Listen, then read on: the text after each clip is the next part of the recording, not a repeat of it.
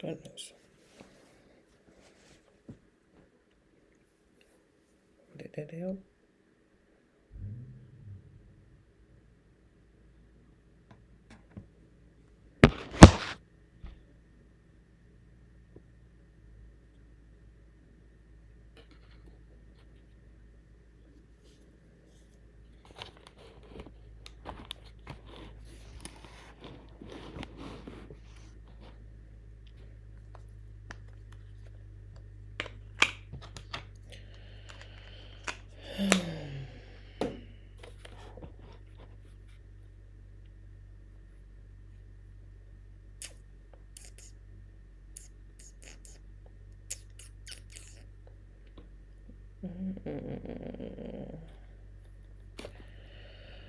Um, okay.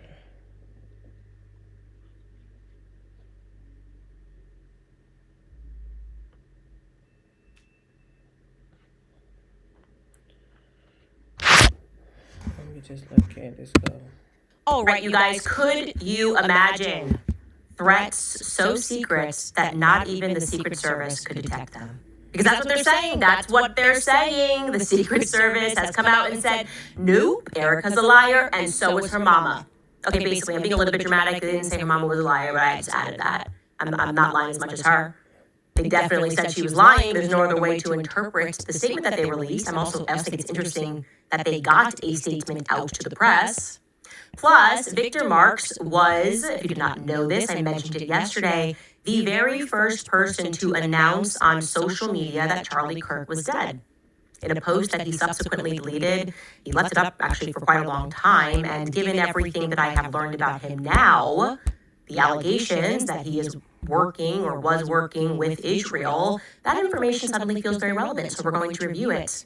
And lastly, the ATF released their summary, not even really the report, and it's a nothing burger. I want you to know that it is one big nothing burger. Everything else is just noise. Welcome back to Candace.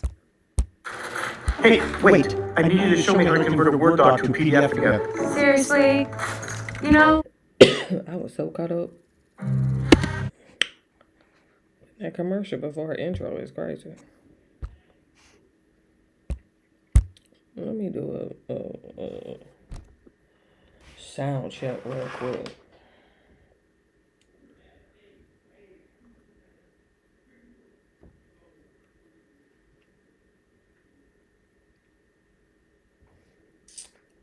I'm just doing the sound check.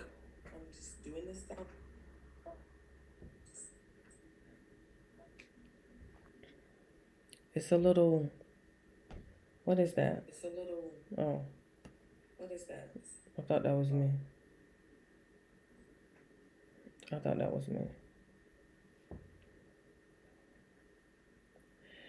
Happy Thursday. Happy Thursday. Happy Thursday. Happy Thursday. Put some cream on my lips. Because they know how ashy. Is that better? Happy Thursday. It's Millionaire Thursday. You're going to have to put that out there. It is Millionaire Thursday. So I know that hit a little different.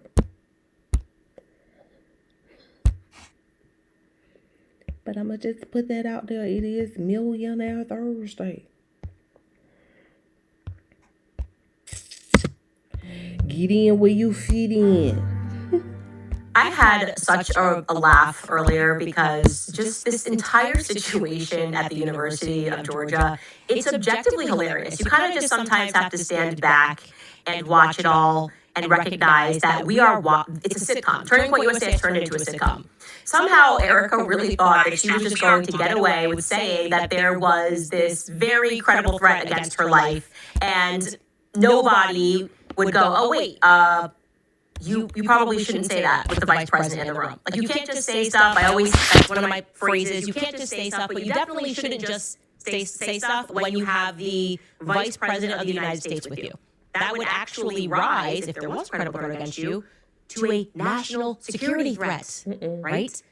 You're saying, my life is at risk. Okay, what? That means that the vice president's life was also at risk. There's no way to actually separate that. So, of course, what naturally followed was there were some journalists who were alarmed, and they reached out to the White House and they reached out to the Secret Service for additional information and comment regarding this alleged threat. And here's the headline. This is in Barry Weiss's CBS, no less. Okay, so this is like she's got contacts at CBS, and even they had to just run this headline: Secret Service determines no credible threats to UGA rally after Erica Kirk's cancellation, the source says.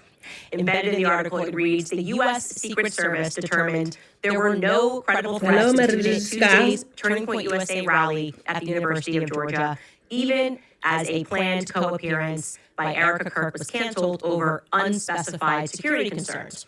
A person familiar with the matter tells CBS News, according to the source, that the site was secure and there were no known threats to the protectee, that would be VP.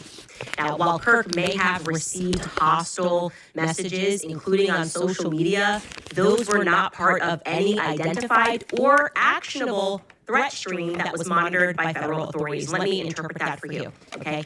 There's literally no way to separate this.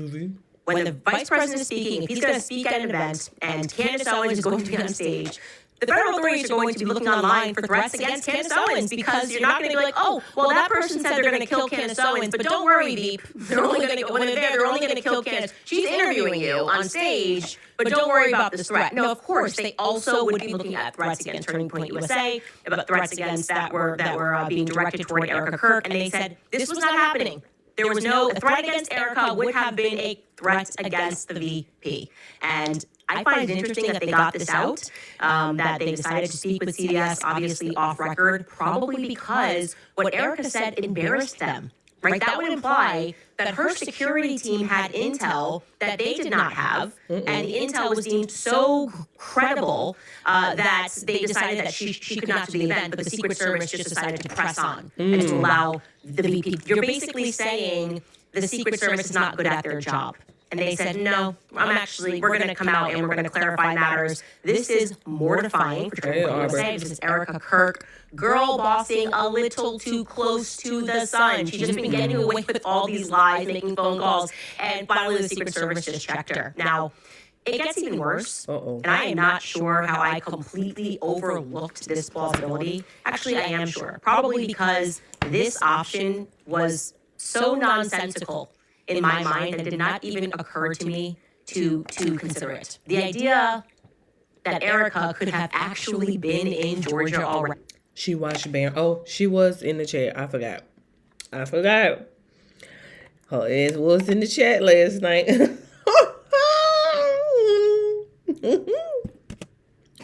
Yeah, get into it. And that she truly canceled in the last minute after she had already been to the venue. That never even crossed my mind. I assumed wrongly that she must have been in Scottsdale, right? And that's the only way to make the story work. They said somebody was tracking her flight. Okay, well, obviously, that's got to be a Scottsdale thing. That, in my mind, I thought this. Right, sure. And she then decided not to fly in because of some threats. Ladies and gentlemen, I was wrong. That is not what happened at all. Gratefully, I watched Baron Coleman's show last night, and he offered She was in the chair. option, and then we received a tip that Erica was indeed in Georgia already. And you're not going to believe how this actually went down, Erica canceling her event. So right at the top, I just want to say that us as a society, we deserve better psyops. This is starting to feel disrespectful. She is all over the place. They are all over the place. And I just want to say that we deserve better psyops. But I want you to know that the lie that she told here is so big that it is worthy of not just her having to step down, but Andrew Colvett should frankly also have to resign in shame once I show you how this went down. There's something wrong with both of these people. So just so you understand what happens when the Vice President of the United States goes to any town to speak, or the President of the United States goes to speak, at least 48 hours before he arrives, the airports, the venue in which he is going to fly into, everything is going to be swept and secured. People are going to be sent ahead of him. Military guys are going to be sent ahead of him, ahead of his arrival. Of course, they don't do this on the day of. right? You're not just figuring it out with the number 2 guy in the United States. So on the day of his arrival, they already know how things are going to run, and the entire perimeter is going to be an entire perimeter that is set up around wherever he's traveling, right? You're not going to be able to get close to the vice president when he is traveling. So there is, in my mind, therefore, there was a 0% chance that Erica had a viable threat pertaining to her travel while she was already in Georgia. I just completely said that's not an option. It had to be in Scottsdale. But that's what happened, Erica. That's the story they were trying to sell, and here's what actually happened on that day, okay? Well, we'll start before. On Saturday evening, Erica Kirk flew into Palm Beach because she was attending Bettina's bridal shower, which took place on Sunday. Here are some photos of her on Sunday at Bettina, soon-to-be Trump's bridal shower. She's engaged to Donald Trump Jr. I instantly assessed that this was taking place on Sunday because Ivanka's there, and so is Ivanka's daughter. And that tells us that obviously it's not Saturday because Ivanka they're Orthodox. So that happened on Sunday. On Monday, Erica elected to stay in Palm Beach. On Tuesday, she flew from West Palm Beach up to Athens, Georgia for her event. And I want to be clear, she therefore flew into the already secured by the Secret Service, the federal government had already secured this days earlier, the private airport and the terminal, the very same one that the vice president was due to arrive in, okay? Their story is done. It's done right there. So we're going to look at the timeline from that day so that you can appreciate the audacity of the lie that they tried to sell us. Later on, they're going to admit that they lied, but before, let's get here. At 1:27 p.m., Erica departed West Palm Beach for the Georgia event. At 2:40, Erica landed into Athens, Georgia. At 3:53 p.m., J.D. Vance's plane begins circling in the air above North Carolina because this is when he receives the phone call that Erica doesn't want to do the event. I'm going to assume Erica called him personally, so you can see that little loop-de-loop. We're going to come down here. Maybe we're like, yeah, and he just starts, I don't know if we're going to do this event. I'll show you a clip of him admitting, thankfully Barron put me onto this, that it was 2 hours before he got onto stage. So that's 3:53. He's circling in the air. He gets the phone call. Erica's crashing out, and she's not just going to be on the tarmac freaking out and saying there's no safety. The Secret Service is waiting for JD to land, okay? Like that, this did not happen. Obviously, there was nobody at the terminal on her plane. She had already landed, so we can't be like, oh, she thought that somebody was going to put something scary on her plane. She's already there. And so that's what we have. JD Vance then lands, you see, into Athens at 4:34 p.m. So into the same airport as Erica. There's no threat. No threat. Nobody waiting at the airport that was like, oh, no, you're good. I know you boys are with J.D. Vance, the vice president. I'm actually, I'm only here for Erica. I'm only going to harm Erica. 5:00 p.m., the Y-Refi guy who's around too much, he opens now every tour stop and pitches Y-Refi while he opened this event at 5 p.m. And it looks certainly like he acknowledges Erica on stage and looks to the left. He says her name and he says, thank you, Erica. I'm going to show you the clip because it signals to me that Erica was just off to the left off stage. That's where you would stand. I've done a million events that she was just off stage, probably was going to come out and speak and say some words. Listen to Lane Schoberger. Erica continues to support and inspire us every day to keep pushing forward and fighting for the idea that everyone deserves a path to redemption and prosperity. So, Erica, thank you. Thank you for your friendship and believing in Y-Refi. We saw this So, last night on Erica, Barron. thank you. Right. I'm telling you, I am with Barron on this. She was in the building and she was backstage where people could not see her. Okay? And what likely happened was she then they had assessed that people were not showing up and Erica was going into a meltdown. Barron even pointed out the fact that Andrew was dressed way too casually, and Andrew is very metrosexual, that he was just dressed way too casually to interview J.D. Vance. This literally all had to happen last second because Andrew Colvett does know how to dress appropriately for venues. He would not have been dressed like that to interview the vice president. And so this last minute thing was Erica was already at the venue. She realized nobody was coming, and she wanted to cancel the event. So what happens is JD plane circling 353, okay? He then lands at 434. So we're supposed to believe one or two things. They just, on the tarmac, didn't say anything to each other. No, obviously that didn't happen. Did not happen at all. JD Vance says he's going to go through with the event. And the first question Colbert asks him, he sets him up and says, oh, Erica, oh my gosh. And listen to JD Vance say that 2 hours ago, meaning when his plane started circling in the air, that 2 hours ago, I didn't know if this event was going to be happening. So take a listen. Well, first of all, I love Erica, and I know that she did get some threats. And, about 2 hours ago, as you know, Andrew, I was a little worried that we were going to have to cancel the event because Erica was not going to come, and she was very worried about it. And I talked to the Secret Service, and obviously these guys do a very good job. And I said, you know what? Let's let Erica do what she needs to do for herself and her family. I thought this viral pressure nozzle was another cleaning scam. 3 months later, I haven't touched my $400 pressure washer once. They're called Aquoxus, and they're nothing like those weak spray nozzles you've tried before. This thing multiplies your garden hose pressure by 15 times without using a single drop of electricity. He's basically saying that the Secret Service, that we have no idea what she's talking about. We're good. We're good. I don't know what she's having a meltdown about. We've obviously secured everything. And he's like, okay, like, just let her figure things out. Right. And I'll tell you what happened. Erica did not leave Athens until 6:39 p.m. She departed Athens and she headed back for Scottsdale. So that's a long time that she was there. Okay, Erica was there for 4 hours. And there was, as the Secret Service determined, no credible threat. They would not have ignored a serious threat against Erica Kirk, because that would mean there was a serious threat against the vice president. She was interviewing him. You don't separate that.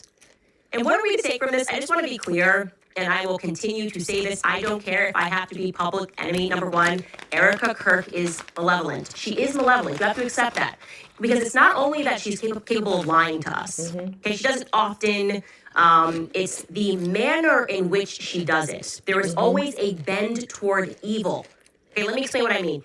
Tons of people that lie. There are people who literally have to lie for a living, PR agents, right? They have to kind of always tell us a white lie, and usually it is to afford some protection to their client. We're used to that. Oh, this artist is actually being treated in the hospital for exhaustion. Okay, we get it. They probably had an overdose and they're probably headed to rehab, right? But they're not going to tell us that because is it really our business to know that an artist had an overdose? Probably not, okay? But then there are circumstances when artists do something that is wrong and it's in public. Think when Morgan Wallen, the country star, threw a chair out of a bar window downtown here in Nashville, which he had some bad luck and unfortunately landed a few feet away from some police officers. He gets arrested. What does he do after that? He issues a public apology, said that, I went to the police station. I wanted to make sure that I apologized to everyone. I'm not happy about what I did, blah, blah, blah. Okay? Yeah, that's what you do. And you know what? The public is actually very forgiving normally. Extremely. I love Morgan Wallen. He gets in trouble. It's almost like a part of his brand. The public is very forgiving when you are honest and you own up to your own crap. It takes a very different and a very specific breed of an individual to do something wrong and then to blame the public, okay? To throw a chair out of a bar window and then to direct your public relations team to tell the vice president that you did it because there was an immediate threat to your safety in that bar. And that's ultimately the result of deranged fans online that comment every time you sing a good country song and you threw that chair because you needed the fastest route to get back to your kids at home. Oh, I'm sorry, now it's our fault that he threw a chair? Okay, that's weird. It's a little bit psychopathic. Only a very specific breed of a human could muster the shamelessness that it takes to abandon your public commitment. You committed that you were going to be there. You then decided you didn't want to do it. And to be clear, out of an act of vanity, you decided you didn't want to do it. You were like, oh, not enough people here. I don't want to do this anymore.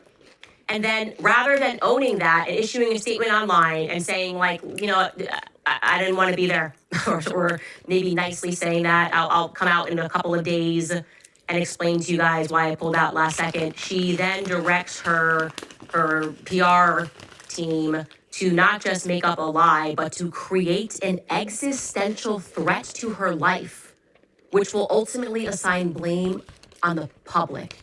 You guys failed to protect me. That's why I'm not here tonight. That's vicious. Hell, crazy. That's malevolence. I continue to underscore what Elizabeth Lane, the reporter, stated in her post. Psychopath. That in her opinion, Erica Kirk exhibits the attributes of a psychopath. That's psychopathic thinking to turn it around on other people because you made a decision. And by the way, I want to be clear, I'm now of a different opinion as to why JD Vance came out of the gates with all that energy, fired up about how she was being treated. I have no proof of this. I'm going to speculate here. But I do know that when Erica did not want people to show up to the Catholics for Catholics event because I was speaking there, I wasn't speaking about her, we're not speaking about politics, we literally was a prayer. She made personal phone calls and she cried on the phone. Okay? JD Vance's energy is giving that Erica cried on the phone. I think that when JD Vance's plane was circling, of course Erica would have called him directly. She would not have done that via a third party person, out of respect. I think she was on the phone with him, she cried. Right? His energy is like the male, I need to protect a woman in distress. Like she's a female, she's in distress. I'm just scared, and like I'm looking online and people are saying like, they're just saying that like they want me to die. And I'm just so overwhelmed right now, Mr. Vice President. I'm just so overwhelmed. Dab, dab, dab, no tears. I'm so overwhelmed. And he was probably like, oh my God. And my kids, I just don't want my kids to be an orphan, Mr. Vice President. I know, I'm so sorry. That's what I think went down. Okay? She's certified, ain't she?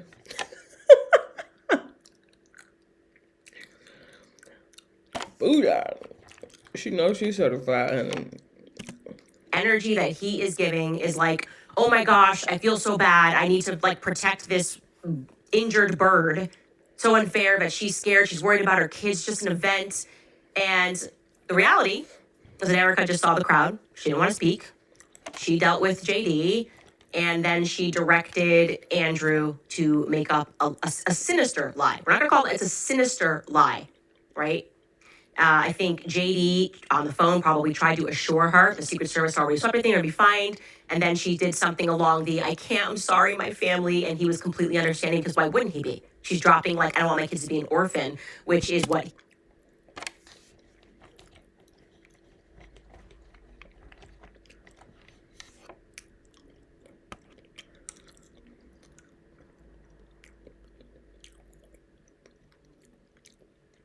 It seems like the timeline still doesn't add up.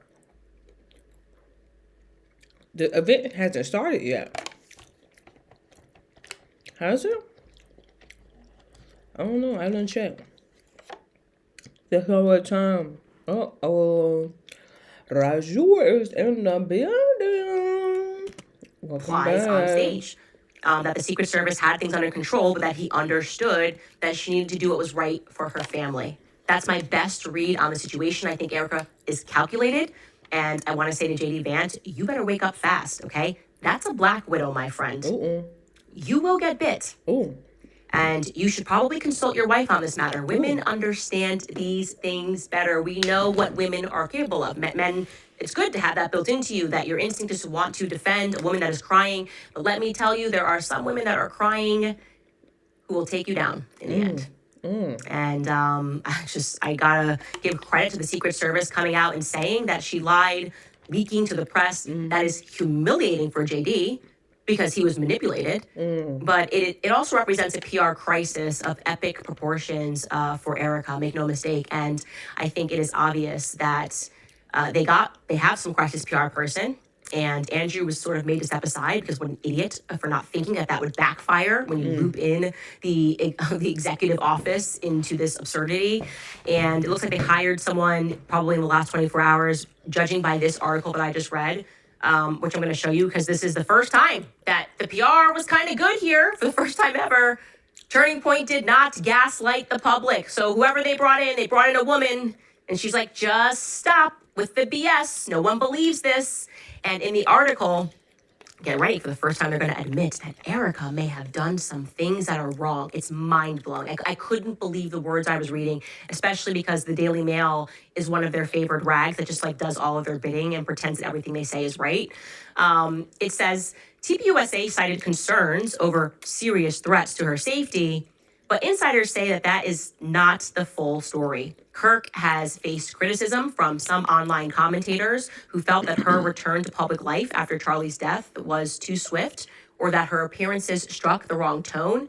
A close confidant told the Daily Mail, quote, "She is aware of how she is coming across. She's not stupid. She has seen the online comments. She gets it. It hurts." Last month, the backlash reached a new level after a viral video by a comedian, Drewski, mocked Kirk's behavior after her husband's killing, featuring exaggerated expressions and fake tears. The insider continued, "The Drewski video showed her what people thought of her. She's really hurt that people are feeling this way about her, that they're mocking her. She pulled out of the TPUSA event because of a bunch of factors. I don't think it was just security concerns," the source said. "If there were security concerns, the vice president wouldn't have gone."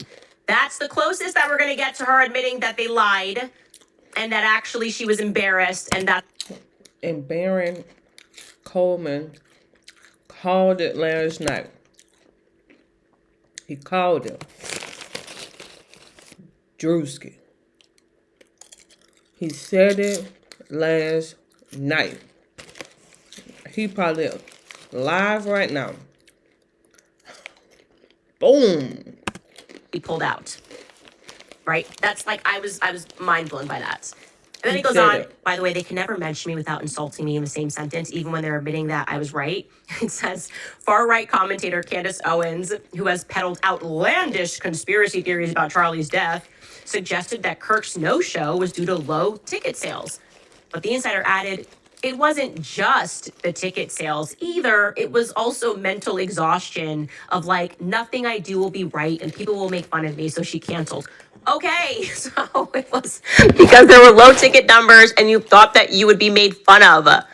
The writer also recaps that in the weeks that followed Charlie's assassination, she returned to the public eye, appearing at events and speaking engagements despite her grief. Critics, however, claimed that her behavior came across as performative or unnatural. And the insider says, quote, "She says that she was putting on a face, a brave face, and that's why she was doing what she was doing.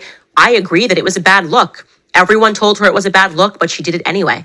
I know she's mourning Charlie, we all are, but she just has a funny way of showing it. Do I think that she's mourning enough? That's not for me to say, but do I think that she's coming across badly? Yes, that much is obvious. And finally, she's starting to see how weird it all looked. That's a good thing." I've never seen it. I read this and I went, wow.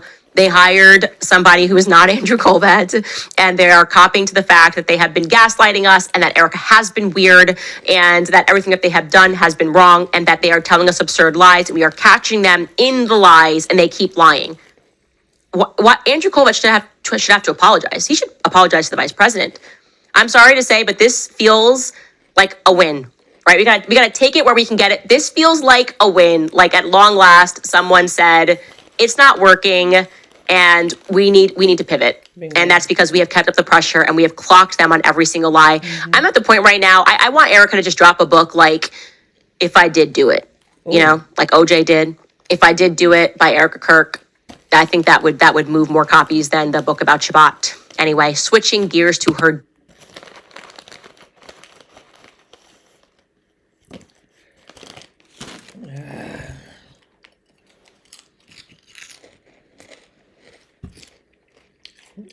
Let me take it in. Let me see. If I did do it.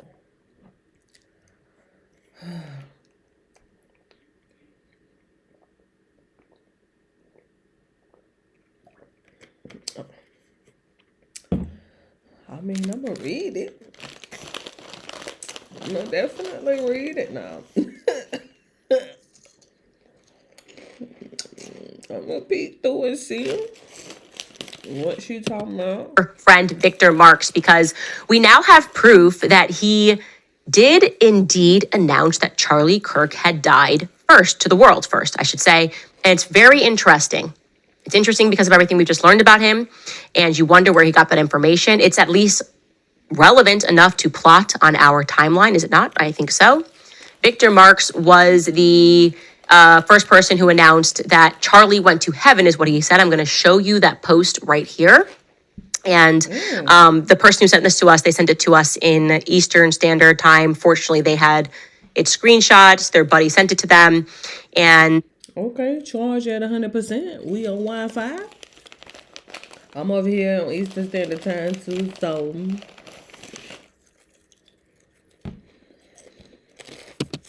it showed us the timeline, but it says here, Victor Marks wrote, "Pray for Erica and their two little children who need..." shout out to whoever screenshotted this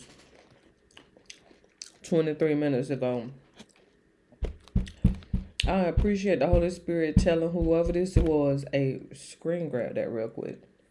Cause that's exactly how I feel about that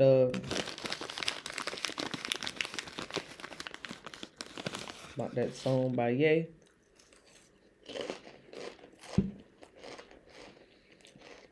That Hell,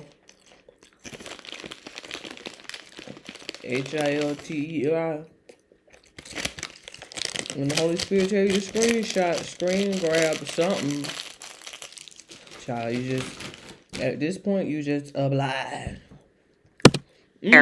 Now that Charlie is in 23 heaven, minutes ago. the shooter is in custody.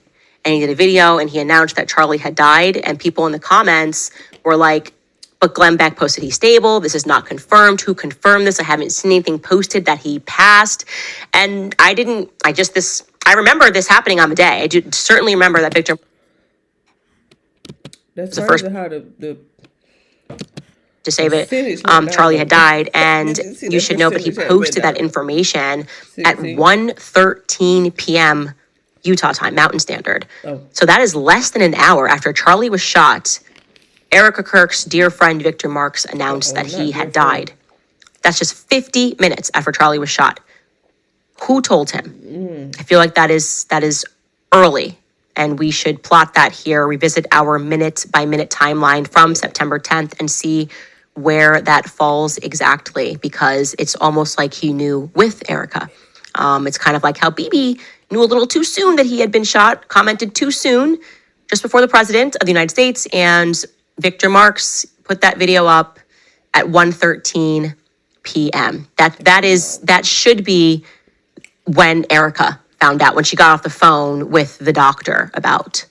So the public didn't officially find out until President Trump announced it at 2:40 p.m. on X. Again, this is all in Mountain Time, in the Mountain Time Zone. So yeah, he beat him by an hour and 27 minutes. That's weird. I think it's weird. You guys think it's weird? I want you to think about that, and we will be right back after a brief break. Watch us go from beanbag to bed in seconds. It easily transforms with 1 to 2 people in less than a minute. Corduroy's beanbag beds are made in the USA with non-toxic Certipur US certified foam and soft, machine washable covers. These beanbag beds have made over 1 million customers happy, with lifetime guarantee included. You'll never look at your futon the same again. Please do.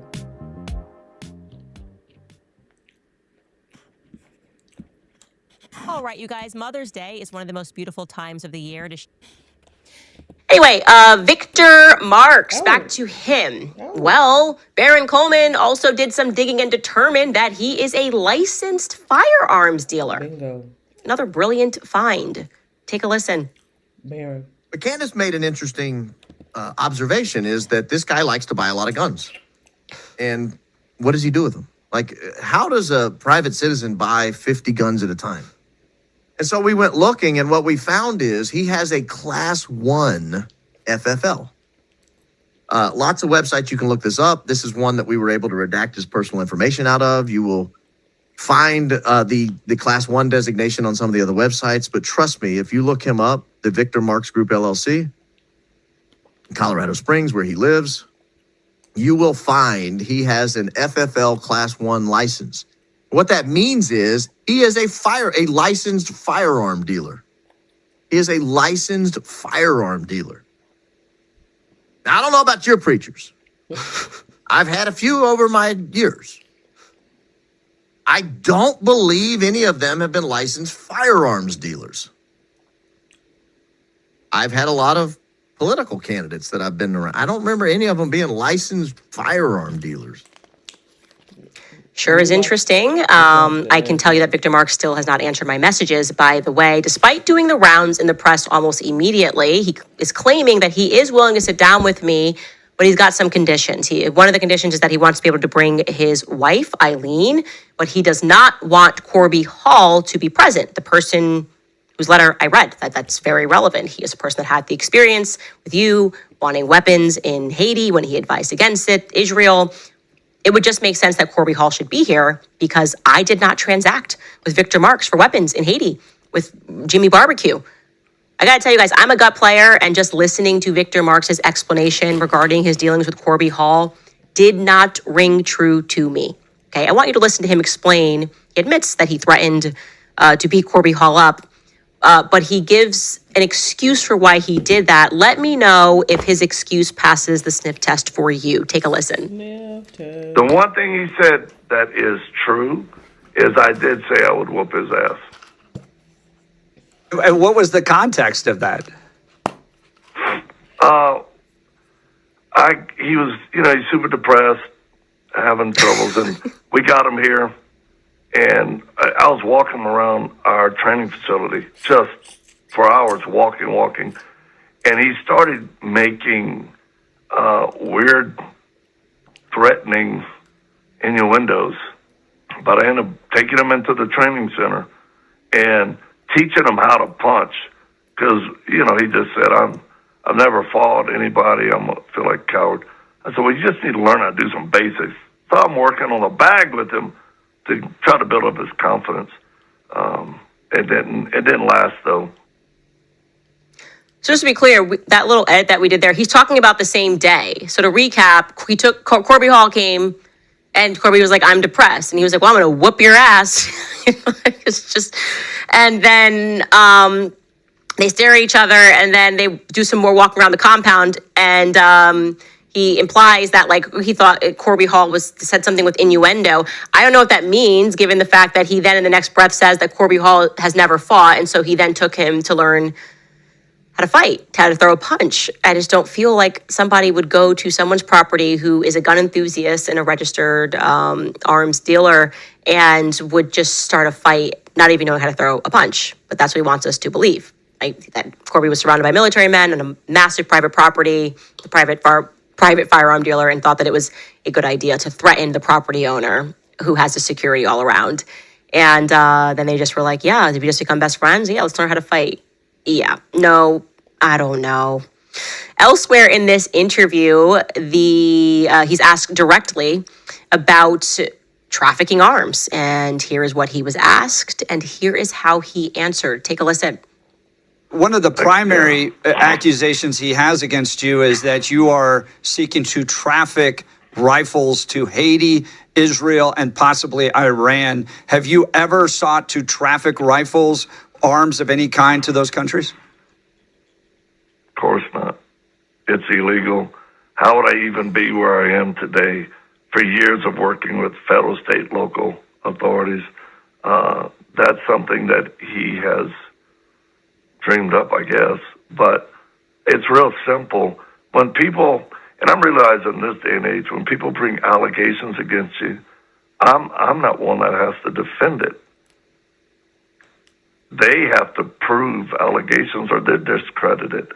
Because everybody now uses those words where you can't be sued for slander and liability, all that. So it's silly and it's sad. I don't want you to know how toxic this is. If you're buying... Man, he deflected like a motherfucker, didn't he? produce from the grocery store, you need to see this. He's so cool, So first up, of course not. So just to clarify, Corby asserted that Victor Marx wanted guns sold in Israel. He never said anything about it being an illegal transaction. He asserted that the Haitian arms deal would have been illegal since you are not allowed to do those sorts of transactions with Haiti. Federally, it was like you can't do that. So he declined and cautioned Victor Marx against it. He also, and I'm speaking about Corby, submitted to me some text messages, which certainly go some way of proving that Victor Marx, at the very least, was in communication with Israel to purchase guns, or rather to purchase the patent for his business, Fold AR, on on behalf of the IDF. So I'm going to read these messages. And again, happy to have Victor Marx on the show to sit down and dispute and say these are inauthentic, but here they are. Victor Marx wrote, I've tried to help you in 3 specific areas: your personal walk, your marriage, and your business. I'm still willing to help put a deal in front of you, but this is my name, my reputation, and my relationships that are on the line. The Israeli Defense Group we are connected with is ready to review the patent and possible deal. Okay, so he's connected to an Israeli Defense Group. These messages are real. You don't know all of who I am, and that's fine. I'd like to know all of who you are. I think the state of Colorado might want to know all of who you are.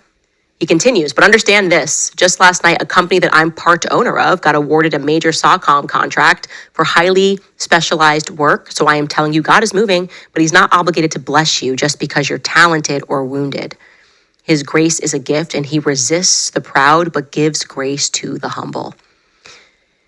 And so in response, this is what Corby wrote. He wrote, why so much focus on the IDF and not as much on domestic schools? One to fund the other, ? Otherwise, it just doesn't make sense. God did not have me design this for war. If he did, then it is for after schools. If he did, then it is for after schools are made the primary focus, and we have only covered less than 10%. IDF is not going to be using this for protection of children as a primary concern. Are they putting men in their schools with it? Correct me if I'm completely wrong. I would hate to send 1,000 units to the IDF and have an unprotected school get shut up here. Which actually brings up a good point. Can Israel guarantee to put 1 or 2 in each of its schools along with a military order? So he this is exactly what he said with what we read, that he wanted to make sure the primary focus was going to be schools, and that Victor Marx did not like that, and he started using, God and this and timing and that to manipulate him. And Victor Marx replies and says, I'm glad you received my words. Let's see if you apply them. Corby, focus. You won't be sending 1,000 units to anyone in the IDF. You will get a paycheck for the patent and possibly your company, and then on to your next adventure. So he's basically saying, they're just going to buy it. They're going to buy you out. You don't have to sell anything to them. Because they want your patent fourfold AR. So yes, he is. If these messages are him, they're not. I'm happy to have him dispute it. But I certainly don't think Corby made these up last night. And he, I believe, said that this conversation took place sometime in April. Skylar, is that right? I want to say it was April, but don't quote me on that. It was. Okay. In April, he's transacting on behalf of the IDF. I mean, is there another way to interpret that? They want your patent so that they can go do what? Are they known for anything good when it comes to schools?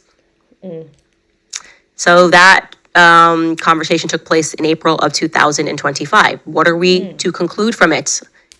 I am happy, just to be clear, to have Victor on with his wife. If you'd like to have her, I have no problem with that. But we will need him to agree to sit down with Corby Hall, because he sent me a ton of messages and I would like to begin to sort through them. Otherwise, I am happy to have just Victor on my show alone, one-on-one, if he would like to join me virtually to more generally discuss his life and how he became so close with Erica Kirk, how he knew initially, before anybody else, virtually at the same time as Erica Kirk, that Charlie Kirk had died. He knew before me, certainly knew before me. I'll leave it at that. I will leave it at that. By the way, before we get into this ATF report, something that I forgot to mention to you is that we found out that Robert Maxwell, yes, I feel like a lot of this is circulating around Epstein and Robert Maxwell. If the former Mossad agent is to be believed, he's the one who brought Epstein together with Ghislaine, got him involved in arms trafficking first. People forget this little tidbit. But also Victor Ostrovsky said the same thing. He was initially brought in regarding the Iran-Contra deal in the 80s. That is what, dealing with Adnan Khashoggi, initially that was what he was brought in to do with Israel. Got turned into a blackmail ring. The Mossad agent that tells the story, there's clips of him, he says that he thought that Jeffrey Epstein was an idiot, and they found more use to him blackmailing politicians. But originally it was arms trafficking. I'm bringing this up to you because something that I forgot to mention is that Robert Maxwell, Ghislaine's father, was one of the early investors into Bain Capital, Mitt Romney's company. Who knew? What a tangled web we weave. The company was started with seed money from Ghislaine's dad. And then he's best friends at this time with Netanyahu, Mitt Romney. They're at Boston Consulting Group. They're having trouble raising money. He's having trouble raising money for Bain Capital. Apparently, the Los Angeles Times did a piece uncovering this back in 2012 when Mitt Romney was running. They learned that he was struggling to raise the initial $37 million that they wanted for their fund. So they turned to foreign investors, and Robert Maxwell gave him $2 million out of the $37 million, as well as some other foreign shady investors. But here it is. My wife stopped trusting me because I never do the things I say I'll do. She just does everything herself now. I finally found... Yeah, that's fascinating. Like I said, a tangled web we weave. Eventually, I think we're going to need to put together a column of people that seem to just be 1 degree away from Jeffrey Epstein on our spreadsheet. Eventually, that column might become necessary because it just keeps coming up as a recurring theme. Anyway, back to regarding the ATF. The ATF summary has been released. They're trying to make it catch or pretend that there's something in there that's big or explosive. It's not. It's non-explosive. That's one of the things that I just keep saying, and I want to keep repeating myself so that you get this through your mind. They have not yet proven that Tyler Robinson's weapon was even fired on September 10th. That's nowhere. First thing you would do if you were brought into the police is they would conduct that basic test to see if you had gun residue on you. They would also test the weapon. Bomb dogs were brought in. They did not find that weapon, which means that it was not recently. Thank you for the hearts. You was trying to get my attention. You was trying to get my attention, weren't you? Hi, Raju. Neither the bomb dogs or the canines were able to determine that. So that's a major problem here. From the beginning, I've been saying they are not going to be able to connect this gun. My belief of what happened is that Lance Twiggs is way more involved. I believe he's a federal asset. I believe as his roommate, he got Tyler Robinson's gun. He got Tyler Robinson's casings and at an earlier time. And then that was dropped off at some point, maybe the day before or on September 10th, that gun was dropped off and then it was found. And that's why the bomb dogs couldn't find it, because it was not recently fired. They can, I believe, smell it. Even if it rains, they could still smell the gun residue up to 7 days after the weapon is fired. They did not find it, so it was not fired, okay? And so they've released this ATF summary, to be clear, and the press is doing what they're doing because they've been trying to slant this case in favor of the prosecution, pretending that there's some bombshell in it. Just know that there is not a bombshell. It's getting no traction, but we can pull this up very quickly, and it just basically verifies exactly what the defense laid out in their filing, that all they got was this. They got a summary report, and they told you what they took a look at. They determined that the cartridge case matched the gun. That, okay, remember he's carving the case, okay, whatever, we knew that. I never was under any illusions that this was not going to be Tyler Robinson's gun. I knew that it was Tyler Robinson's gun. I knew that it had his prints on it, and it also had 6 sets of other prints. Whose prints are those? Who are the other, 5 other sets of prints that are on that gun? That would be an interesting thing for us to learn.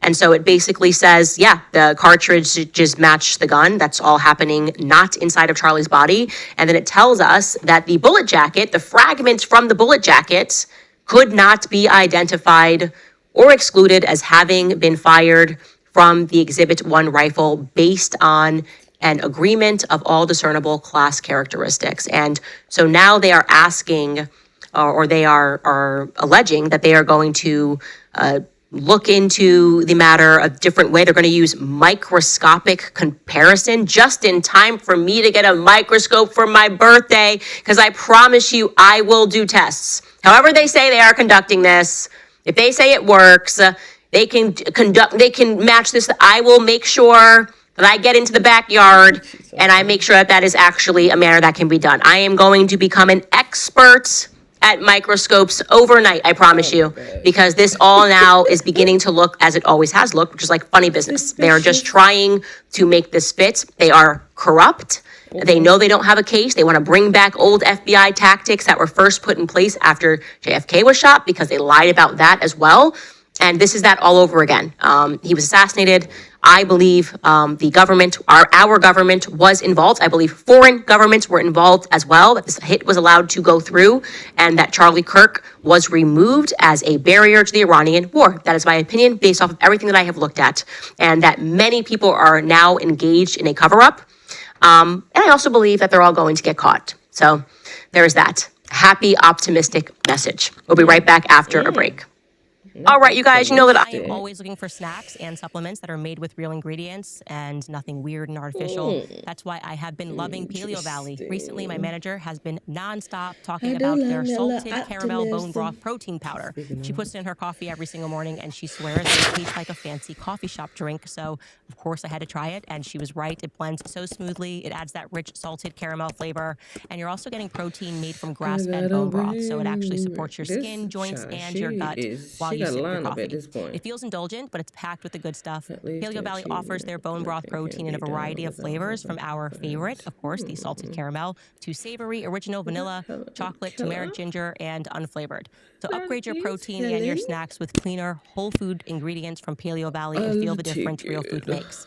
Right now, you'll get 20% off your first order at paleovalley.com if you use my code Candace at checkout.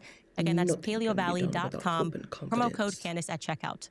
Also remind you guys about American financing, because between groceries, travel, and higher prices, it is easy to feel overwhelmed, especially if you're already relying on credit cards to cover the basics. If that debt is piling up, you should know that you're not alone. If you're a homeowner, you might have considered reaching out to American Financing but hesitated because you don't want to give up your low mortgage rate.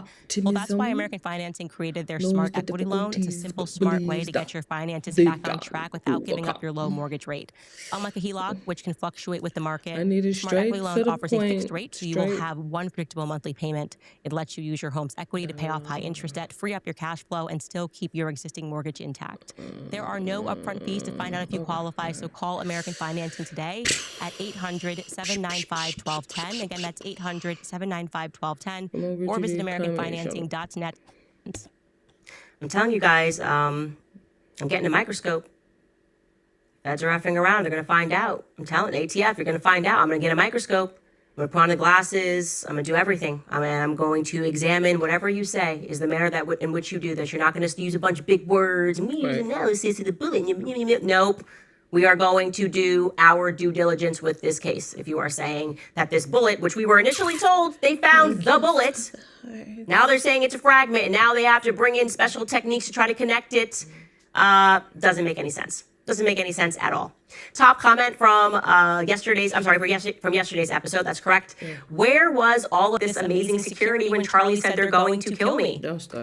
They were receiving his messages. Dan Flo was receiving his messages. And then after he failed to protect Charlie, didn't even, as I am told from our sources, did not even do a walkthrough. All he cared about in the lead up to that was ensuring that they had a clean exit behind Charlie. They ignored the security concerns that were expressed by the school, that they shouldn't do this in an uncontrolled area, uncontrolled traffic area. Right.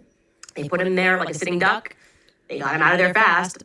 And then after that, what do we know? Dan Flood gets offered a bonus and a raise from Erica. Okay. Totally normal. Maybe you should add that to the Daily Mail article. Not the most normal thing to do, actually. You got one job and you failed it. You don't offer that person a promotion, but you did. Robert Madden wrote, the only threat she should worry about is the truth coming out. That is correct, guys. I have to show you this tweet. Speaking of which, that took me out when I saw this. I didn't even retweet because it was so good. I wanted to show you guys just on my show. This person, Zach, wrote, I interviewed the chair sending Erica death threats, and this is what it had to say. This is the perfect pair for your iPhone. And it replaces 3 different chargers. This is the Ridge magnetic power bank. It snaps on with... Just love the internet. I just love the internet. The internet is just always here for a good time. Okay, let's read some of your comments from today's episode. Nikki Schumacher writes, as a Reformed Baptist in the Deep South, I have started worshiping with the Presbyterians because I just can't with the false gospel of Israel is God's bride. It's it is just so obvious that it is a heresy, more obvious than it's ever been. Them constantly using Bible verses to tell you why it's totally fine for Israel to just incessantly murder children, just to incessantly steal. And I think across the board, by the way, I find Christian Zionists to be worse than the radical Zionists that are in Israel. I really do, because it's like there's something especially gross about doing it while wearing a veneer of Christianity. You can almost understand it for a lot of the Jewish Americans, right? In the same way, like I always say, like we were raised as Black Americans, and like you're kind of learning about slavery, and like that's going to be your scariest point of historical reference in school. You can understand when a Jewish Zionist, how they could fall into that trap, and a lot of them are now waking up. The scales are falling from their eyes. They are not with Bibi Netanyahu. Look at the polls. Jewish Americans are realizing he's just a mass murderer. So he's literally Jeffrey Dahmer. That's it. He just goes, but calls himself prime minister. It's like Prime Minister Jeffrey Dahmer. And then you have a bunch of people trying to tell you why it's biblical, what he's doing. Like constantly harming children, excusing the rape of prisoners who haven't even had any trials. They're literally just being held because they're Palestinian. And I totally agree with you that there's just an awakening happening all across. And you can see that in the numbers. People are leaving a lot of these Deep South Baptist churches because they realize they're not worshiping anything but the modern state of Israel, which has absolutely nothing to do with the Israel of the Bible. Biggie Kells writes, Erica canceled her fake and gay appearance because the true threat was Drewski showing up and outperforming her. It's actually funny because Barron clocked that on his show last night. He was like, I think she canceled the appearance because of Drewski. I told you. Because now everyone is like, this is what the world thinks of you, and she couldn't show her face. And she should have just said that, or she should have said nothing. You are allowed to say nothing. You are allowed to say, Erica, something came up. There'll be more information in the coming days. Erica's not going to be here tonight. That's it. But instead, Andrew came out there with the energy of, it's your fault. And he should apologize, but he won't, because he has exercised no humility in anything since September 10th. It's probably who he always was, if we're being frank. James the Least writes, I saw Ben Shapiro blaming you and your viewers for the threats against Erica. What a tool. Why are you watching Ben Shapiro? Like, who cares? I mean, this is the guy that sits down with Bibi Netanyahu and then tells us that Theo Von is a threat to civilization. Okay, he like literally interviews mass murderers like Zelensky on his show, and he's like, these people are great. What we really need to do is deal with Theo Von, who's the happiest, kindest person. Theo Von is essentially the class clown, loves everybody left and right, makes everybody laugh and feel good, and Ben Shapiro, of course, would find a problem with Theo Von because since the time he was a kid, nobody has ever liked Ben Shapiro. And the world's caught on. He's been buying views throughout his entire life. He's never going to go away. Just get used to like that buzzing noise in the background. He wants popularity. He's never going to have it because of who he is as a person. Like, it's who he is. It has nothing to do. His ideas suck too, but it's truly just how he deals with people and how he problematizes people for having a heart, which is what Theo Von has. That's what he hates about Theo Von, and he wants him canceled. Like, it's just unbelievable.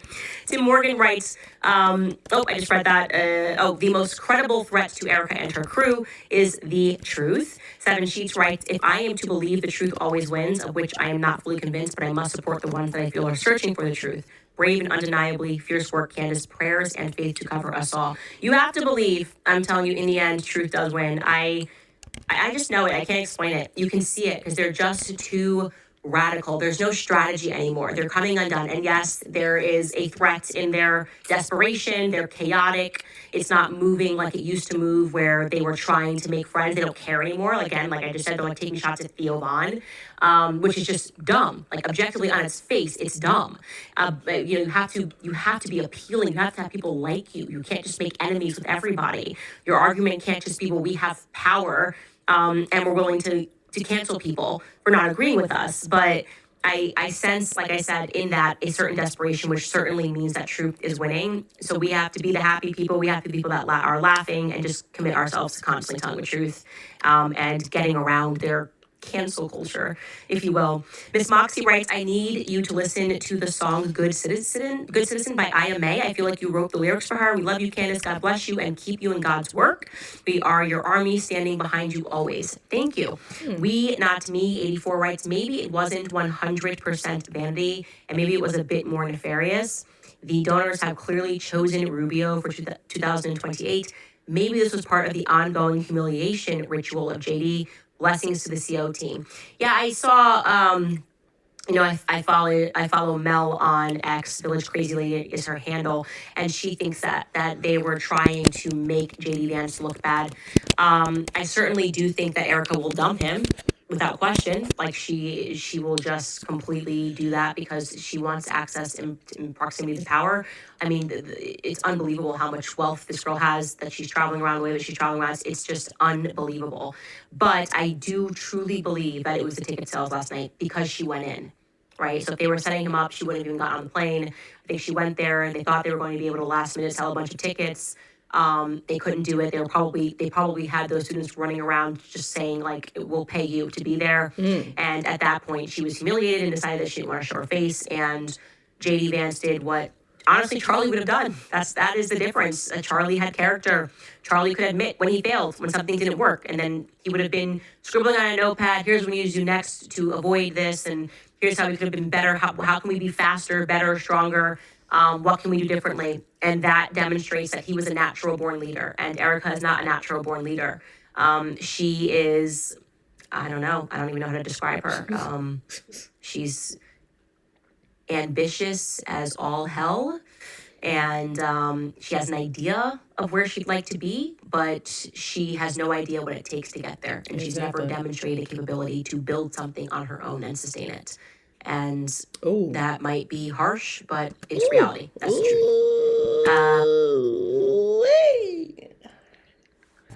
Read her Miranda rights, please, Candace, please. And of course, it's constructive criticism, but you got to understand she done already deep dove into Erica, so it's kind of like, of course you're not going to like respect the hustle and the bustle of Turning Point USA and like how it got to where it was. I'm like, it got to that point because of Charlie, honey. It didn't get there because you want to sit there with them crazy ass eyes and that damn hair. Like to support our show, you know that you can go to our website and we have merch. Buy yourself some merch. Buy the Make America Christian Again hats. Those are beautiful. Right? Jean-Michel hats, also beautiful. That bumper sticker, can we just open that bumper sticker? Your car needs this. Your car is looking dirty. Your car is looking not beautiful. It needs an upgrade. It needs this bumper sticker. It needs a face that launched zero ships. And you can get this now exclusively on CandaceOwens.com. That's what your car needs. I would be very upset if that wasn't on the back of your car. I want to see somebody with that on the back of their car. And I want to honk at them like a crazy person. So if you live in Nashville especially, you have to buy that and put it on your car. Anyways, you guys, it's Thursday. Gosh, so I'm not going to see you tomorrow. I will see you for the book club tomorrow because we bumped last week's to accommodate Trump's tweet. And so we'll see you for the book club tomorrow. A lot happening. We're learning a lot about Freemasonry. And yeah, it's getting very interesting. We'll see you guys then. Oh, man. I'm tired. I ain't took no nap.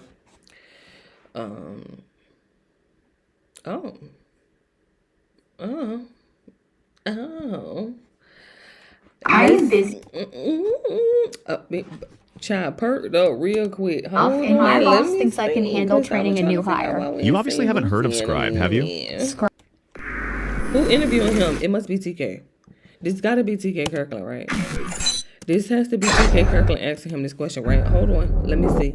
What's up, everybody? Welcome to 1090J.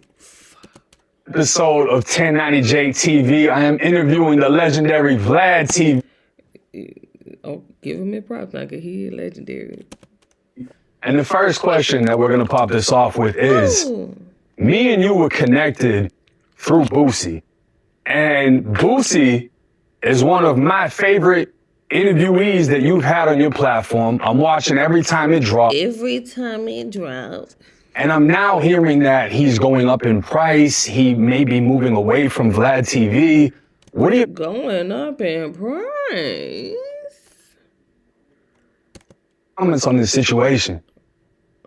Well, look, me and Boosie, our business relationship goes back 20 years. 2 decades is crazy. Vlad TV, when I was doing DVDs and I was holding the camera and going to Atlantic Records and filming him and Webby, we'll show a little clip of that. It'll show how far we really go back. Right. You ever run into any of the cats that bit off you? Nah, we ain't ran into them yet, you know what I'm saying? Was that Vlad? Shit. They know who they is. Look at little Boosie, honey. I don't think I've ever seen this Vlad, and I ain't never seen this damn Boosie before. You ever run into any of the Is this Vlad? that bit off you? Oh my God, that is Vlad. Nah, we ain't ran into them yet, you know what I'm saying? But they know who they is. And me and Boosie have had a good relationship, a great relationship, a friendship, a business relationship. I've been to his house a bunch of times. I met his family. And We had a whole series, the Boosie Estates. originally, I wasn't paying him to do interviews. But over time, as the views kept going up and people were really gravitating towards these interviews, we started working out appearance fees. And the fees slowly went up. And over the last couple of years, the fee that we actually stuck at was around was $25,000 per interview. Let me tell you something about Vlad. Vlad never tells nobody price. Vlad never tells nobody price. Nobody price. Child, whatever he paid Tekashi 6ix9ine for them to interview, he gonna take that to his grave. So the fact that he telling that he dropped 25 bands for a Boosie interview, what the fuck? And that price was justified because His views. Boosie was pulling in like 6 million views for every interview. And in that particular situation, and I showed Boosie all the numbers and all my back end numbers and so forth. When he was getting around 5.5 million views, I would make around 35,000 off that interview, and he would make 25,000. Right? So I had a $10,000 profit margin. He still made the majority of the money, but I was still making $10,000, so I was cool with that. Right? And we were rocking like that for years. Okay. So some time had passed. It was, I don't know, about 6, 7, 8 months since our last interview. Right. So I just hit him up one day, a couple of weeks ago, and we had a conversation. And this conversation was a private business conversation, but Boosie recently did a live where he revealed parts of this conversation. And in in his live, he said that he had asked for $5,000 more, and I said no, which is why he's not going to do the interview. Boosie.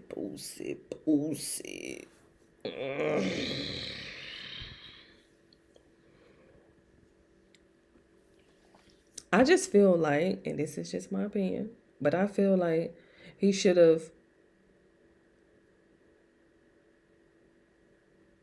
did the interview, got paid his 25, and then brought up, hey, maybe we can negotiate. Don't come with no price. Just say, hey, maybe we can negotiate a price. An appearance fee. I just had a baby. My price has went up. The cost of living has went up. Gas prices has went up. Food has went up. And so maybe we could talk about that for get your 25.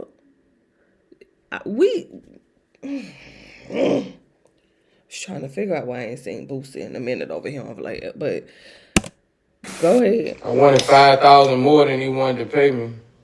He didn't want to pay me, so I think I'm gonna make more money doing it this way. And I'm editing my interview now. Now, that's not exactly accurate. So, I wasn't going to put any of this out there, but because he started putting out numbers out there and people started going, oh, Vlad being cheap, why is it only $5,000? You could pay him that, not knowing the whole picture. Sure, so I'm going to lay out the whole picture for everyone just to explain what exactly is going on. Go ahead, Burberry. So when I called Boosie, like I said, the fee had always been $25,000. Bingo. Excuse me. I don't have a problem with 25. Honey, I don't have a problem with 25, okay? We're going to make that work. And then, like I said, I'm gonna make my 25, and then we can talk about the next time. Hey, can we 25.5, 25.6, 25.750? And I want 40,000. And I'm like, fam, I can't do 40,000. That's just putting me in the hole in a situation like this. And he's like, well, I'll go as low as 35. And I'm like, man, listen, I might be able to do 30 after I run the numbers, but 35 is definitely out of the question. But let me go ahead and run my numbers and actually see what's going on. Sure. So I went back and I looked through the last, 5 or 6 interviews. Okay. And I looked, and the profit margin on each of these interviews was around $10,000. Same. So I showed him the numbers. I sent him a spreadsheet showing him my back-end numbers. And I'm like, bro, the most I could do is 25. You're asking for... You could have did 25.5. You could have did 26.750. I would have negotiated for Boosie. Okay, how long he said he been paying him 25? Okay, your employee need an increase. We need Boosie and Vlad. I don't care. I don't even know what he had over there on live, cause he be getting his accounts and stuff deactivated, all the backup channels and stuff like that. I'm like, sir, you could have went up 28.750. 5. Your traffic has been dipping over the years. You've gone from about 6 million to about 5.5 to about 5 and some change. So you're looking at about maybe a 10-15% decrease in views, which means a 10 to 15% decrease in revenue, as you know. But you're asking for a 40% increase in appearance fee. A 40% increase. It doesn't make any business sense, because what'll end up happening is, look, Boosie's already at home, right? He wakes up, he does the interview.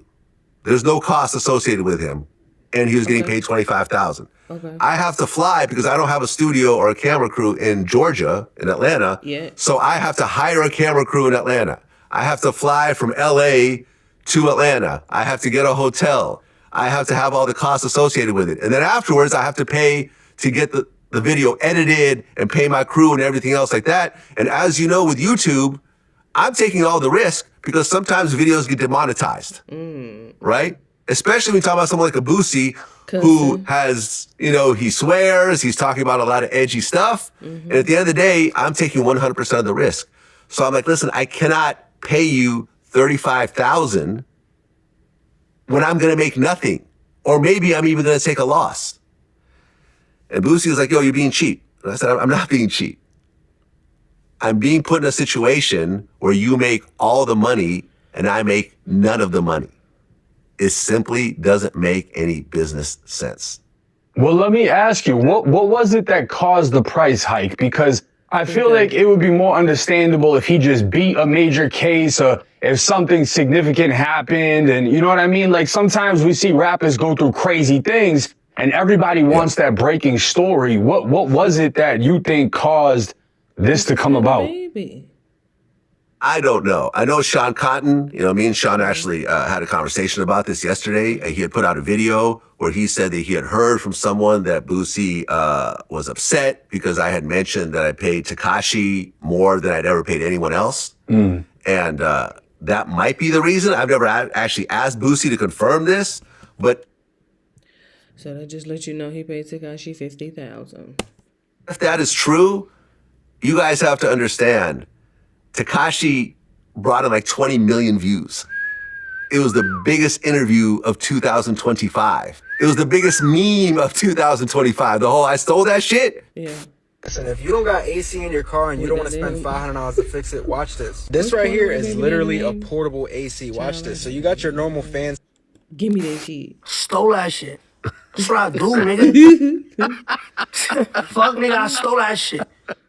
Yeah. I went straight and found that song. That's still being used. There's a Trump version. Stole that shit. That's what I do, nigga. Fuck, nigga, I stole that shit. And I stole it, like, bro, but niggas don't understand. I talk facts. There was all types of stuff. It was a huge interview. And for that particular interview, yes, I paid more than I've paid anyone else. But that was a one-off. Yeah. The other Tekashi interviews were not, that same price, right? Because they didn't get those same type of views. I've paid Boosie way more than I paid Tekashi. Over the years for one interview. Like, you see what I mean? You worried about you over here in Tekashi pockets. I'm like, he got that price for one interview, bro. Like, what is you doing?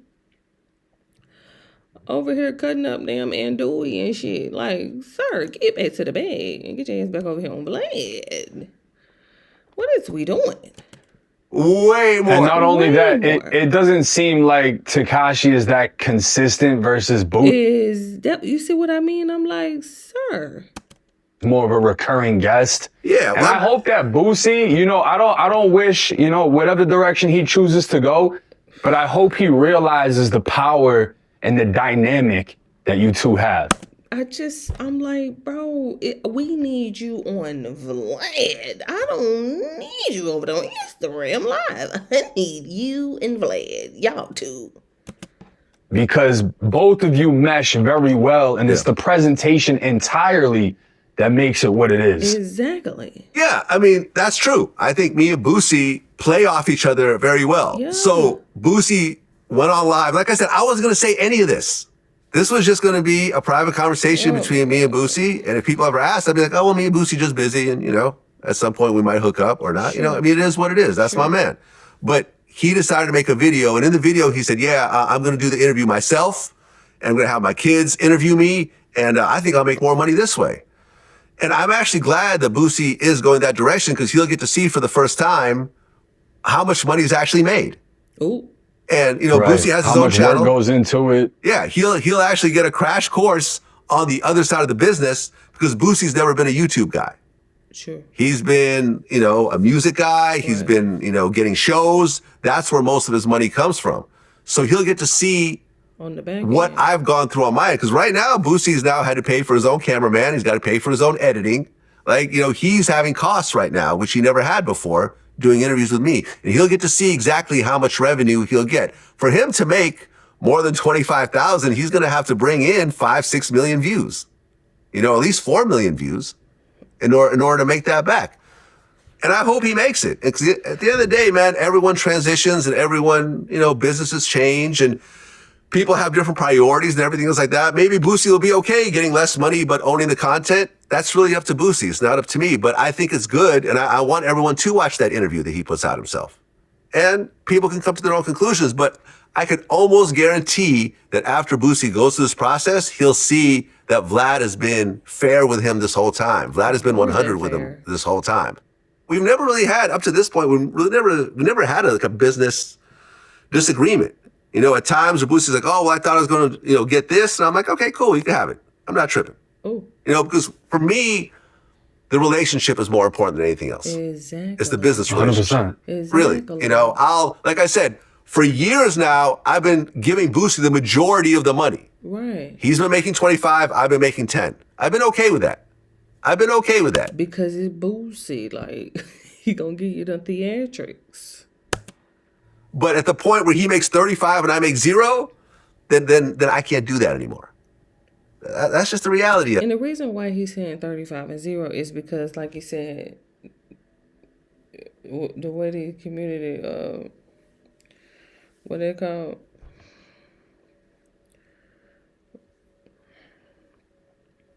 I can't even think of the doggone name.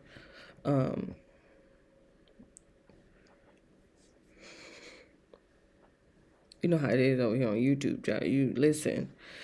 Whew. He already talked about it, how you get demonetized using all those profanity, all that N-word, and stuff like that. Your whole video will get demonetized, and you ain't make nothing. And the thing is, the fact that he put out the $5,000 thing, right? People didn't understand what it was because, like, oh, well, if he's getting 50, and that's just another 5,000, that's a little 10% increase. What's the big deal? Well, no, he was making 25, and he asked for another 10. Right. I think the 5,000 came from I said maybe I could do 30, but he wanted 35. Oh. And then I had to back up off that 30 after running the numbers. So really, he's asking for another 10,000. And that's the truth, man. That's the absolute truth. Gotcha. Okay. And I just want to say that regardless of what happens, Boosie is my guy, and we've done classic content together. You'll never, ever hear me say anything bad about Boosie. Facts. Ever. I wish him all the best. He has a beautiful family, super talented, a great interviewee. Anybody is lucky to have Boosie on their platform. Everybody. But anybody. The kind of money that he's asking, I don't know anyone that'll pay him $35,000. Not to say he's not worth it. I'm not saying, I'm not telling Boosie what his worth is. People are worth whatever they think they're worth. But I'm saying in terms of the market, and you have a YouTube channel. I mean, if Boosie asked you for $35,000 to do an interview, would you do it? No. 10 out of 10. Look. For the first time in modern history, college student You could grads. imagine his face. No. Yeah. I would pass on that. And I also think that one of the elements that he's not taking into consideration, you know, if he plans on dropping this on his own YouTube channel, he has to understand you have to remain consistent. Otherwise, your active viewers on your channel is going to drop. So if you only have a very limited amount of people actively watching and you drop a video, it's not going to go as viral as you think. Versus Vlad TV, the platform with over 6 million subscribers, is dropping multiple videos every single day. When you have over 1 million to 2 million active viewers currently watching, these videos are going platinum immediately. And I don't think he understands that. He'll figure it out. But I definitely hope to see him back on Vlad TV in the future. For sure. Look at Vlad. I hope to see Boosie back on Vlad TV in the future as well. We don't have any sort of beef. If you notice, I haven't said one negative thing about this man. Not one. Boosie's dope, man. I love Boosie. And we've had so many moments, the Hypnotized with Hatred, the Come On Dog. Like, you know, there's still memes that are floating around. People love me and Boosie. And yeah, he's done other interviews, but I think if you ask any Boosie fan who their favorite interviewer is with Boosie, I think almost all of them will say Vlad. 100%. And that's not me in my ego or whatever else. I think most people like how me and him do our interviews together because I push back. I bring up. And Boosie has gotten so comfortable. First of all, I'm glad that he stopped smoking and then I'm glad that somebody that told him to, you know, you're going to be doing a lot of talking, so you need to go ahead and hydrate your mouth. You know what I mean? You need to make sure that if I do like this, then that means, because, you know, Vlad be behind the camera. So I'm glad Vlad, like, if I do like this, just wipe all that because your mouth is dry. Stuff that he wasn't expecting. I don't let him just kind of go in a direction that I disagree with. And there is some back and forth. There is some push and pull. Sure. And I think what we do, and we have a good rapport with each other. Sure. I know what to ask him. We have a long history and so forth. Can he rebuild that with someone else? Possibly. But it's going to be some work in order to do that. And like I said, maybe Boosie feels, hey, listen, I'm fine with not making any upfront money. I'd rather just own everything and make less money and build it up over time and so forth. And that's cool. And I remember one of the things that Boosie said was like, oh, you're going to keep making money forever on this thing. But the reality is that YouTube videos don't really make money forever. No. There's a big jump in the beginning and then it starts to go to zero. A few blips happen every so often, but really most of the money is made in the first week or so. Right. It's not like having like a timeless song. Right? It's not like having like a Wipe Me Down that continues to just kind of keep getting licensed and keep getting played at, concerts and, big sporting events and stuff like that. YouTube is different, man. YouTube, you get a big jump in the beginning and then it'll go down really almost to zero. You might get little blips and so forth. So Boosie will get to experience that for the first time on his own platform. And I think it's cool that he's doing his own interviews. There's no bitterness, anger, or whatever else. We just couldn't come up to a business deal that made sense for everybody. And, I felt a little bit type of way about it, but I was going to keep it to myself. But then now it was on every blog, like literally every blog had picked that up. And people started coming up with their own conclusions and so forth because what he put out was very limited. He just said he didn't want to give me an extra $5,000. And from the surface, that sounds like me being cheap or petty or whatever else. And it really wasn't just about that $5,000. It was about the bigger picture. And it was really $10,000, and it was a 40% increase. A 40% increase, which when you look at business, Vlad, relax. He's just rambling and rambling and rambling. And you know what's so crazy? I'm just sitting here staring at his neck because, you know, obviously. And it's just, and I'm like, chill, damn. if you want a 40% Like, increase, you have chillax. to justify that 40% increase, right? There has to be Like, relax. 40%. Look, I'm like, bro, relax, bro. Relax your neck. Revenue. It has to be something. It's like And so strange. there wasn't anything there. So I had to say, hey, man, I'm passing. Chill. And I was going to leave it at that. But then that live came out. And then, you know, and he did a video afterwards. He's like, hey, you know, people are trying to pit us against each other. Vlad is my guy. I can call him up. We can laugh about it. And that's 100% true. Hey, y'all on social media trying to make this like it's a beef between me and Vlad, bro. Like, that's my motherfucking guy, bro. Like, Look, okay. I can call Vlad right now, bro, Right now. and we'll laugh about shit, bro. Like, Exactly. I am Boosie's guy. He can call.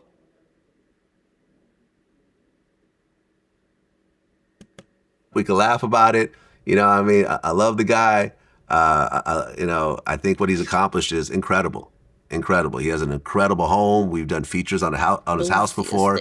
I've met his kids. I met his baby.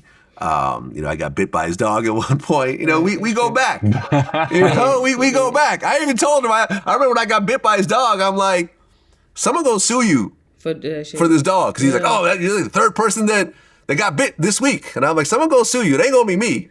I'm not gonna sue you, but someone gonna sue you. You gotta, you know, keep that dog under wraps.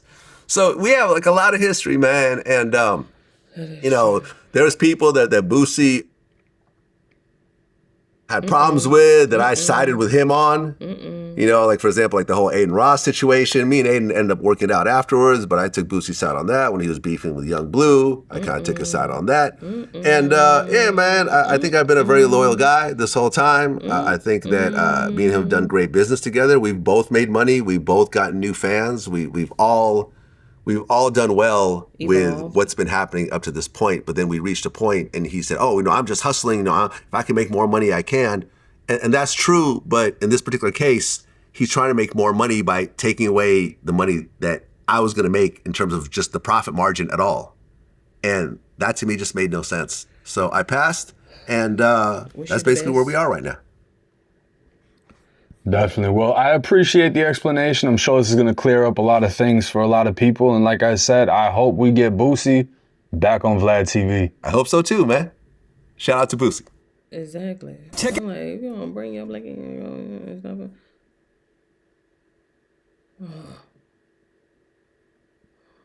I knew he was live. I don't know why we always want live together.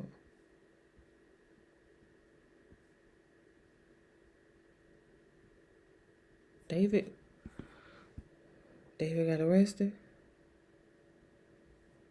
Y'all, David got arrested. I'm live. I hate to find out stuff when I'm live. Y'all, David got arrested. Hold on, I'm give me a live. second. First of all, I tapped into I hate to find out do a stuff when I'm sound live. check. Okay. Thumbs Hold up. on, give me a second. First of all, I Ooh, did to do a sound check. Okay. Should I go to Armand? Thumbs up.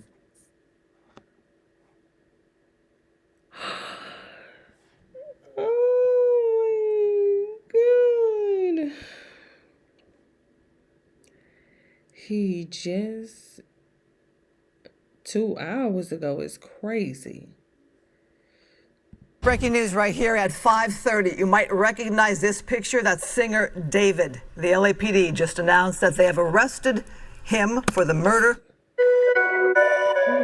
For weeks for the murder of Celeste Rivas Hernandez. The 21-year-old singer, whose real name is David Berg, has been at this. My name is Dylan Shaw. I came to Upwork with a very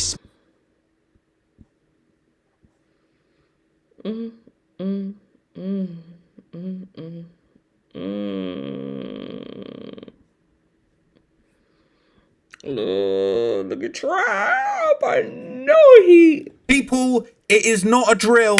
It has finally happened. Yes. Justice is here. David has been arrested for the Look, murder. I'm talking about he got a chain. Look.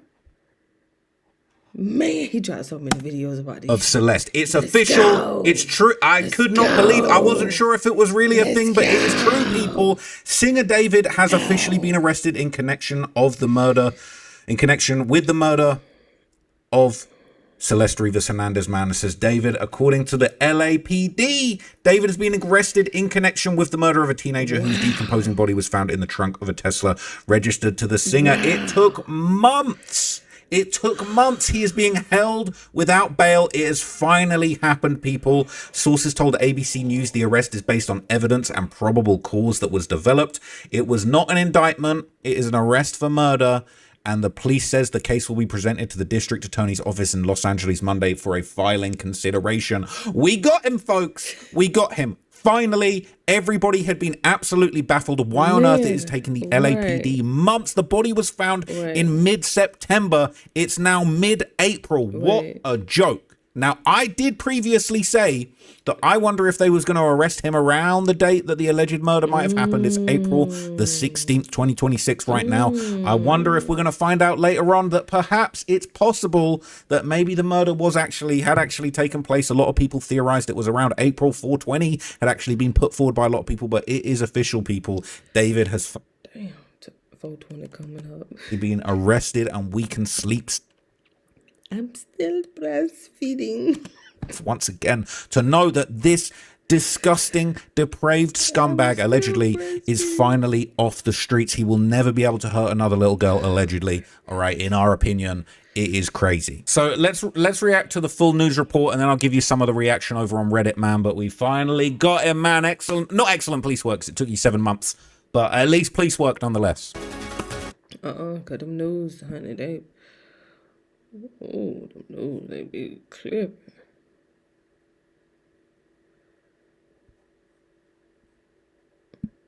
Get in here. It's time to get into some things, okay? Listen, Offset's life is getting messier and messier by the day. I don't know what kind of voodoo is on Offset right now, but it is not good. So Offset and Sweetie's love affair has seemingly been exposed, okay? So if you remember, maybe about 2 years ago, it came out that Offset had been porking Sweetie on the side. Perhaps that was the issue with him and Little Baby. I don't know. But Sweetie, I guess, has been bouncing around from rapper to rapper, allegedly. I don't know. Don't sue me. I'm just saying. This is what the girls were saying. And we also know that Sweetie was dating Quavo, and maybe that was the reason why they fell out. I don't know. But then, too, we know that Cardi B never really liked Sweetie. They never really had a relationship. Now, Noriega does an interview with Jason Lee on the Jason Lee podcast, Jason Lee show.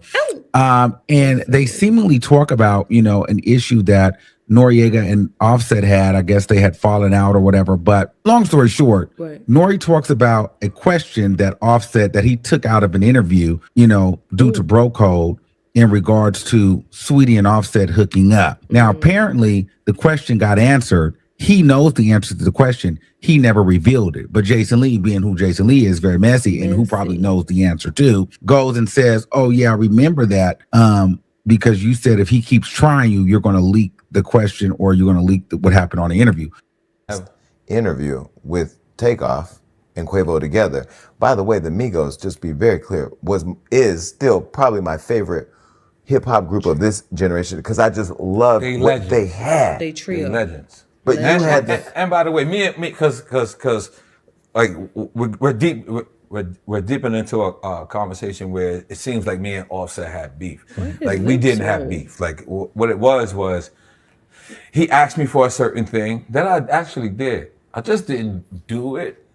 You took out the question of whether or not Offset slept with Saweetie. Absolutely. You took that question out. Absolutely. And you still have that footage. Absolutely. And you have the answer. Absolutely. But I respected man code. Okay. And took it out. Absolutely. Would you sell it? Nope. To me? Nope. To Cardi? Nope. To Saweetie? Well, it depends on y'all. How much y'all offer? We can- Nah. Hell no. Offset, I got But your you back. are the only person right now would have done that. That has the answer. No. And guess what? You still ain't gonna get the answer. Who was on set with you that day? Because you be having a lot of people in the background. Can we pay them? No. Okay, no, we won't do that. But so you asked the question by mistake. I didn't know. But you asked the question. Yes, I did. And you got the answer. Yes, I did. But then you cut it out. Yes. And you held on to it. To this day. Because of the bro code. Oh, that's right. Because when you called me, you said if he keep talking, you'll put it out. Damn, that's right. That's right. So that tells me that slept with pretty Sweetie. much Offset banged Sweetie. I mean, 1 + 1 is definitely equaling 2. The fuck is you talking about? So that means you sat there and you lied into Keke Palmer's face. That's what you did. That's what you did. Because remember, Keke Palmer asked, no, man, no. Stupid ass nigga, ain't nobody. Offset banged Sweetie. Exactly. I mean, 1 + 1 is definitely equaling 2. Equals They don't necessarily 2. have to say it, but we it's know- very clear here. And Nori was messy as hell for going on Jason Lee, and kind of then even trying bringing to- that up and alley-ooping that like that, because you already knew that Jason Lee was going to take it, run with it, and carry it. And you, at this point, you might as well put it out. It might you as know. well. But my thing is, Sweetie, if that is true, how dirty could you get? How I dirty does a told you. D gon' I get? Jesus. And told you. Offset, you were really out here embarrassing the dog shit. Out of Cardi. I told you. Because Podcasting shouldn't remember, stress you out. Academics already said it. DJ Academic had already said this. We already know. Yes, it happened. Riverside is all you need to Okay, produce a he high-quality did it, podcast. she did it. Record like Socialite, but still, she's not Cardi B, you know? And so at some point, I just feel like And she ain't like, ever since that happened, we ain't heard nothing from Sweetie. We ain't heard absolutely nothing from Sweetie. No music, no nothing, no nothing, no nothing. She can't. It's like, I don't even know why y'all.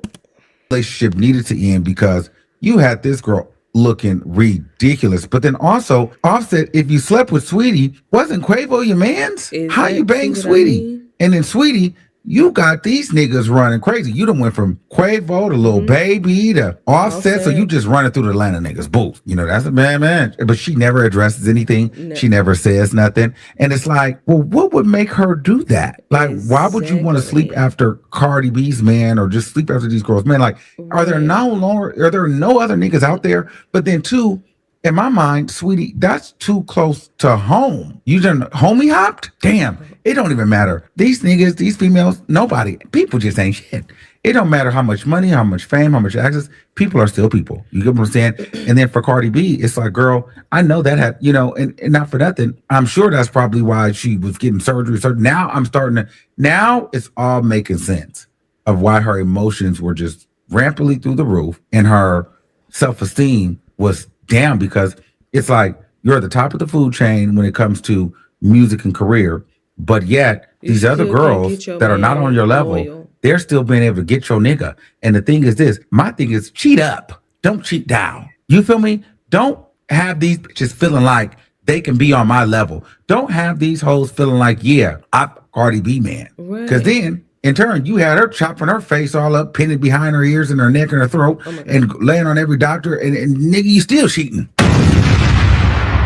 She crashing out on live, going crazy. You know what I'm saying? It's like, I get it. Girl, you were being tormented by this nigga, and he was over there really breaking down her self-esteem, had her feeling ugly. And I'm glad that she left all that negative energy. Oh my goodness. When I tell you, people have no idea how empowering it is to get away from people with negative energy. Is so life-changing.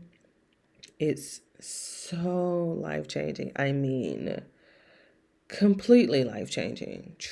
This is coming from me. Trust me, I know. But when I tell you, I bring it up every time. She was feeling like, in my mind, she had to compete, you know, and it was like nothing that she was doing was good enough. It didn't matter about the money, didn't matter the look, didn't matter the surgery, didn't matter the face.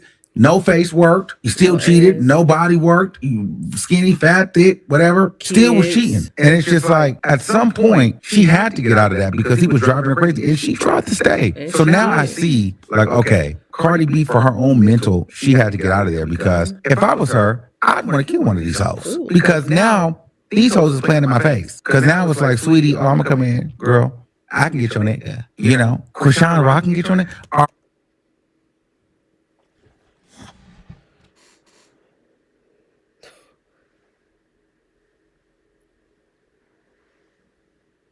Don't bring up that Krishan shit. Don't bring up that Krishan shit. Cause Sweetie, but the Krishan Can get your nigga. And you Cardi B, everybody can get your nigga. Everybody? and fucking everybody can get your nigga. It's like, girl, I wouldn't even want him. what's the point of being the queen if the peasants is still getting the dick? Cause he ain't no king. Oh, I just thought that was crazy. So while it wasn't actually confirmed, I do feel as though that was very clear that Offset obviously messed around. Right, because if it was a no, you wouldn't have had any reason to edit the footage, take the answer out, or whatever. You went on Keke Palmer, and what did you say? With Sweetie, they clearly had a relationship, and I just think that at some point, Offset, he needs to control his addictions. It's giving you have an addiction, it's giving you have a gambling addiction, and it's like you were out here embarrassing your family and your girl. And now I see why Cardi B was like so much on edge during that time, because she probably was getting whacked left and right. And the thing was, to save face, she didn't really want to put him out there like that, because then at the same time, she's pregnant. But everybody's looking and laughing at you because you're supposed to be this big fab, bad bitch, and all these little basic bitches that got your nigga. So it's like, no matter how many records you sell, no matter how famous you are, no matter how pretty you get, no matter how much surgery you got, how much money you got, your pussy still ain't enough to keep the nigga. And all these... I'm finna get up out of here. I ain't finna,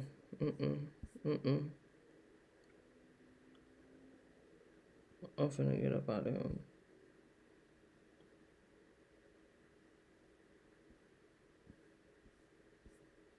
I don't know who that is. I don't even. Let me just go. Let me go. That right there, just my spirit. But in the meantime, I ain't gonna say, never mind. In the mean, I'ma just in the meantime, in between time,